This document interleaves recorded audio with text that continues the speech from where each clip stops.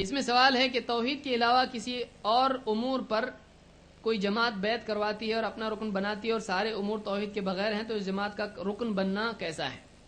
توحید کے علاوہ اگر کسی اور امور پر کوئی بیعت کراتی ہے جماعت، سب سے پہلے تو بیعت کون کروائے گا؟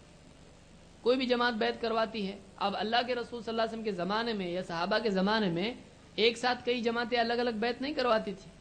بیعت اگر ہے تو وہ امیر المؤمنین کی بیعت ہے، حاکم جو ہوتا ہے وہ بیعت لے گا. ایسا کوئی بھی آدمی بیعت نہیں لے سکتا ہے. آپ کو کہیں نہیں ملے گا کہ صحابہ نے الگ الگ علاقوں میں جا کر اور تابعین نے الگ الگ بیعتیں لی ہیں، بلکہ یہاں پر یہ حکم ہے اس سلسلے میں کہ اگر ایک حاکم بیعت لیتا ہے اور پھر دوسرا کوئی اور بھی بیعت لیتا ہے تو اس کو قتل کر دو. تو یہاں تو اتنی ساری بیعتیں ہو رہی ہیں تو یہ صحیح نہیں ہے.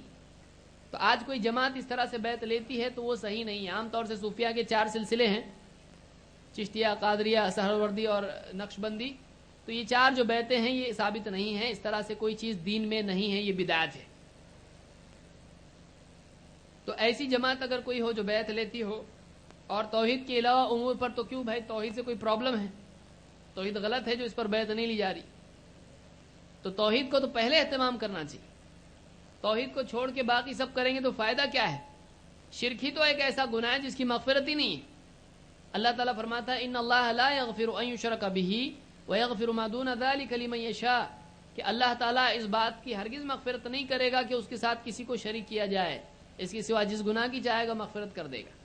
تو سب سے امپورٹنٹ تو توحید ہے. اگر وہ بیعت کر بھی رہے ہیں، حالانکہ بیعت نہیں کرنا چاہیے، اگر بیعت کر بھی رہے ہیں تو توحید کو چھوڑ کے کیوں؟ کوئی پرابلم ہے توحید میں؟ شاید مقصد یہ ہوگا کہ سب کو جمع کرنا مشکل ہو جائے گا. کہ اگر توحید ایسی چیز ہے کہ آج توحید پہ بہت اختلاف ہے امت کے اندر، اور توحید ہی پہ اگر معاملات شروع ہو جائے گا، بات چیت شروع ہوگی تو لوگ بولیں گے نہیں ہم نہیں کرتے بیعت. تو بھائی گنتی بڑھانا ہمارے دعوت کا طریقہ نہیں ہے. گنتی بڑھانا، جن سنکھیا بڑھانا ہمارا دعوت کا مقصد نہیں ہے. بلکہ وَقَلِيلٌ مِّنْ عِبَادِيَ الشَّكُورُ لَا تَزَالُ طَائِفَةٌ مِّنْ أُمَّتِي ظَاهِرِينَ عَلَى الْحَقِّ لَا يَضُرُّهُمْ مَنْ خَذَلَهُمْ أَوْ خَالَفَهُمْ حَتَّى يَأْتِيَ أَمْرُ اللَّهِ وَهُمْ كَذَلِكَ.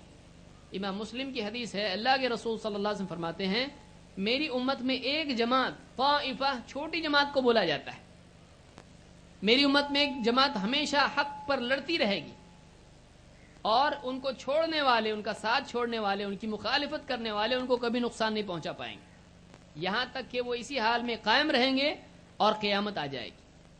تو یہاں اللہ کے نبی صلی اللہ علیہ وسلم کو گنتی بڑھانا ہوتا تو آپ بہت ساری چیزوں پہ کمپرومائز کر کے پورے مکہ کو سمیٹ لیتے، اور قل یا ایھا الکافرون آیت نازل نہ ہوتی.